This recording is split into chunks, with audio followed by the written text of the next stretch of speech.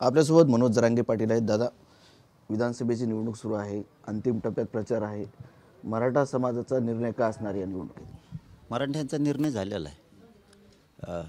मराठ्यांना लोकसभेच्या टायमाला पण मी सांगितलं होतं, तुम्हाला ज्याला पाडायचं त्याला पाडा, ज्याला निवडून आणायचं त्याला. मराठ्यांना ताबडतोब लक्षात येतं. बुद्धिजीवी समाज आहे, बुद्धिवान आहे. लोक आम्हाला येड्यात काढतात, त्यांना ही एक होत नाहीत, एकमेकाचं ऐकत नाहीत, एवढे ज्ञानी नाहीत, मराठ्यांना गोड बोललं की मराठी फसतेत, असे आम्हाला उणे दुणे दिले जायचे. परंतु ह्याच मराठ्यांनी दाखवून दिलं, नाव न घेता कोणाचं न सांगता मराठी त्याला धुळीस मिळू शकतात हे मराठ्यांनी दाखवलेलं. तेच मी विधानसभेला सुद्धा सांगितलं की तुम्हाला ज्याला पाडायचं त्याला पाडा, ज्याला निवडून आणायचं त्या. मी माझ्या वाक्यावरती पहिल्यापासून ठाम आहे, आजही राहणार आहे, पुढेही राहणार आहे. त्याचं कारण असं आहे की काय असतं, मराठा समाजावर जर आपण सोडला, त्यांना जर मान सन्मान दिला की मतदान कोणाला पण करा तुम्ही, तुम्हाला अडीअडचणीला सहकार्य करणारा, तुमच्या मागण्यांविषयी मदत करणारा, याला तुम्ही सहकार्य करा. काय होतं, जर आम्ही सांगितलं स्पष्टपणानं यालाच करा, अमुक अमुक व्यक्तीला करा, तर काहींना तो पटतो, काहींना पटत नाही. ही एक भाग. आणि दुसरा असा की आम्ही सांगणं, माझ्या ऐकण्यास समाज आहे राज्यातला, महाराष्ट्रभरातला, म्हणून मी जर म्हणलो अमुक अमुक जणांना करा, याचा अर्थ असा होतो मी माझी जात कोणाच्या तरी दावणीला बांधली किंवा मी ती विकली, असा अर्थ होतो. मी माझ्या मायबाप समाज जर मानतो तर मी कसं काय विकू त्यांना, कोणाच्या दावणीला कसा बांधू? मालक समाजच राहायला पाहिजे, हा उद्देश आहे माझा. म्हणून मराठा समाजात काही संभ्रम नाही. काय झालं आहे, हे 2-4 महायुतीचे गावात, 2-4 महाविकास आघाडीचे हे 2-4 जण दाटूनच म्हणतात, मंदिरापाशी जाऊन कुठं जाऊन आपल्या पाटलाचा आदेश आहे ना आपल्या पाटलाचं मग जसं काय यांचं आहे मी हे. आणि मग ते संभ्रम पसरतात. गरिबात संभ्रम नाही, त्यांनी बरोबर ठरवलं, ते राईट कार्यक्रम करतात, ह्याकडे त्याकडे पाडितात, बरोबर पाडितात. नक्कीच तुम्ही म्हणताय मराठा समाज जो गरीब आहे त्यांच्यामध्ये संभ्रम नाही, पण काही राजकीय पक्षातील लोक की सभा घेत आहेत इलेक्शनच्या, खास करून काल छत्रपती संभाजीराजे गेवराईमध्ये होते, ते असं म्हटले की जरांगे पाटलांचा आम्हाला पाठिंबा आहे.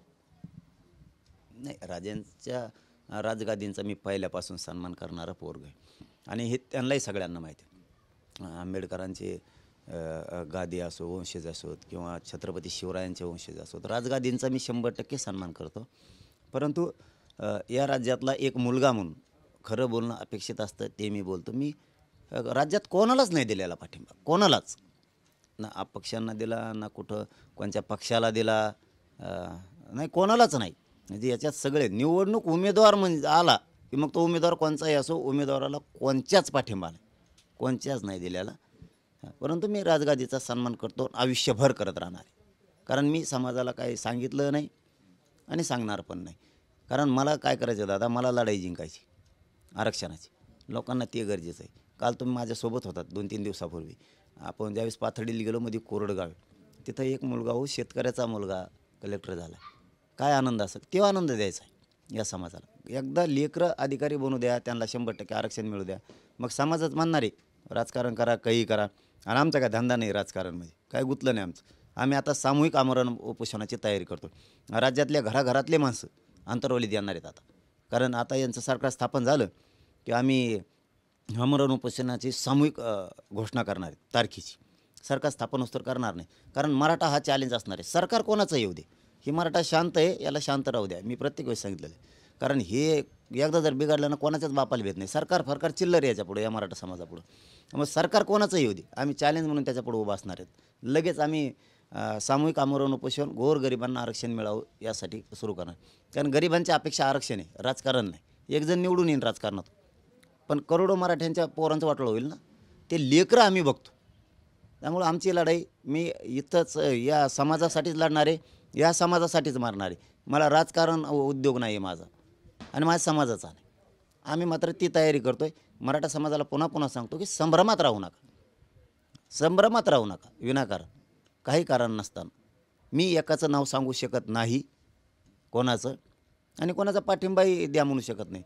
तुम्हाला संकट कसं आणू शकतो मी समाजावर? तुमच्यावर संकट येऊ नये म्हणून तुमचा निर्णय तुम्ही घ्या. आरक्षण द्यायला मी तुम्हाला खंबीर आहे. राजकारणाचा निर्णय तुम्ही तुमचा घ्या, समाजकारणाचा निर्णय मी घेतो, आरक्षणाचाही घेतो. आरक्षण कसं मिळत नाही तेही बघतो, त्याची काळजी करू नका. आणि माझ्या समाजाला सगळ्यात अगोदर राजकारणापेक्षा आरक्षण पाहिजे. अजित पवार असं म्हणालेत की जरांगे पाटलांनी अनेक वर्ष समाजासाठी काम केले, आम्हीही 10% आरक्षण दिले आणि मराठवाड्यात निजामशाही होती त्या ठिकाणी कुणबी जातीचे प्रमाणपत्र आम्ही दिलेत. नाही काय आहे, 10% आम्ही तुम्हाला मागितलेलंच नाही, ते नकोच आहे आम्हाला, ते टिकणारच नाही. परत मराठ्यांच्या पोराचं हाल होते. जसं 13% आरक्षण रद्द झालं त्यावेळेस मराठ्यांच्या पोराचं वाटलं झालं. आईबापाने कष्ट करून शिकवायचे आणि नोकऱ्याला लागले की ते पोरं घरी यायचे. कारण ती प्रक्रिया भांबेरीचं आंदोलन सुरू असताना आदिसंख्या पद निर्माण करण्याची प्रक्रिया त्या आंदोलनाच्या वेळेस झाली होती.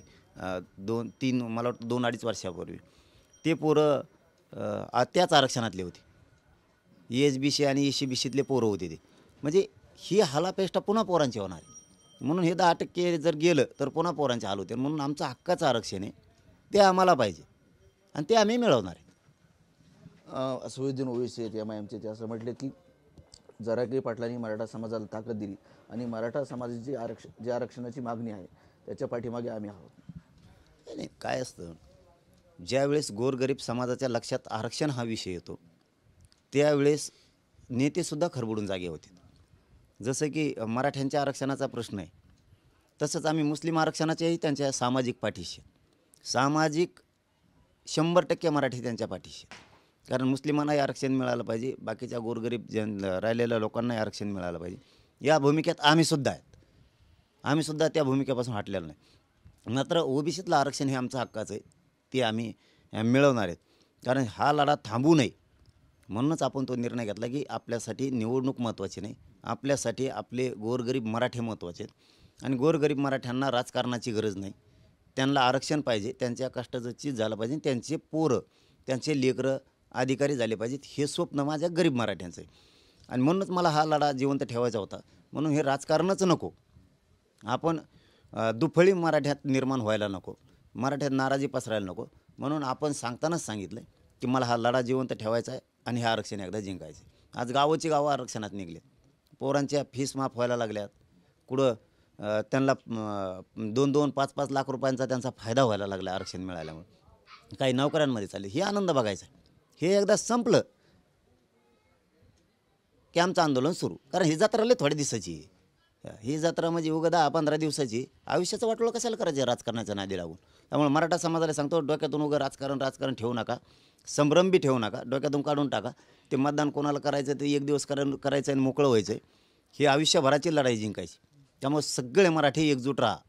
पुढं सामूहिक आमरण उपोषण एकाच जागेवर अंतर्वलित करायचं सगळ्यांनी. त्यामुळे तुम्ही सज्ज व्हा सगळेजण इकडे येण्यासाठी, ते राजकारणात निवडून आणण्यासाठी. उगं संभ्रम करू नका आणि कुठं आदेशाची वाट बघतेत, कुठं कशाची बघतेत, हे करूच नका. म्हणजे खोटं हे राजकारण इतके खोटे असतात ना, काही बातम्या टाकतात आता, काही पण कसल्या पण. तुम्हाला सांगतो इतक्या मी तर काही काही ठिकाणी ना ते फोटोचं हे लफडं चाललं माझ्या मागं. आता फोटो टाकू नका आणि फोटो टाकू नका. आता ते पोट्टे ऐकत नाही, काय करू. मी एक जणाला फोन लावला होता, म्हणलं बाबा फोटो नको टाकू, लय फोन यायला लागला आम्हाला. ते म्हणलं तुम्ही किती बोला मी काढीतच नसतो. आणि काय बोला आता, काय सांगा कोणाला. आता हे पोरं येतं, हे नांदगावला कुठं गेलं ते काल, कोणत्या पैठण तालुक्यातल्या माणसांनी नेलं त्यांना, म्हणजे जरांगे पाटला आणि टीम पाटील. इतका मूर्खपणा राजकारणात असावा का.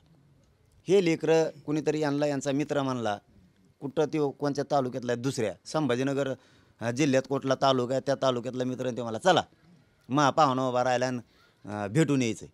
गेले पोट्टे, पोरायचं काय असते, गेले फिरायला, आले भेटून माघारी.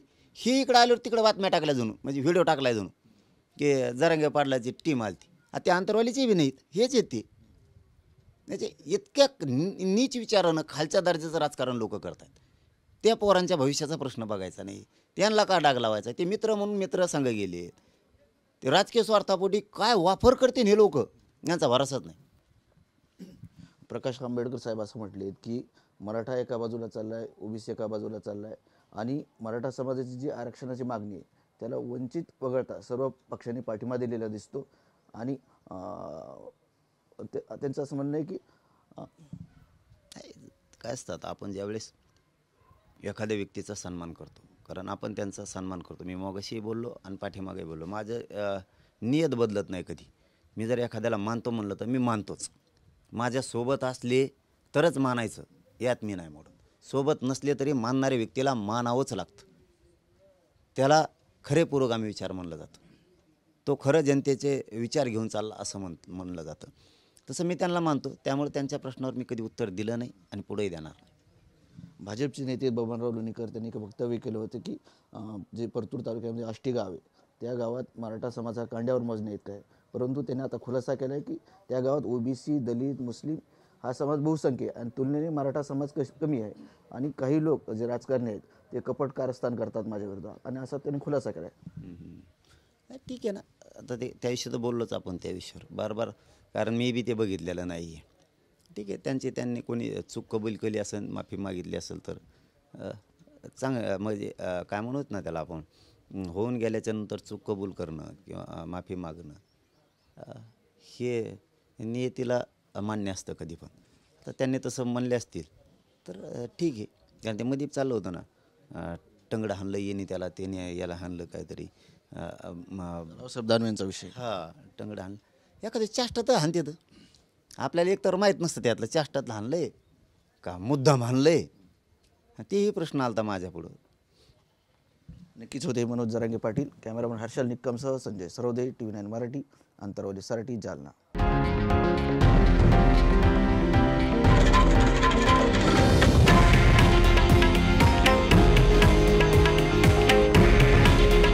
हे आहे देशातील नंबर 1 न्यूज नेटवर्क आणि आपण पाहत आहात TV9 मराठी. काळजी तुमची, हित महाराष्ट्राचं.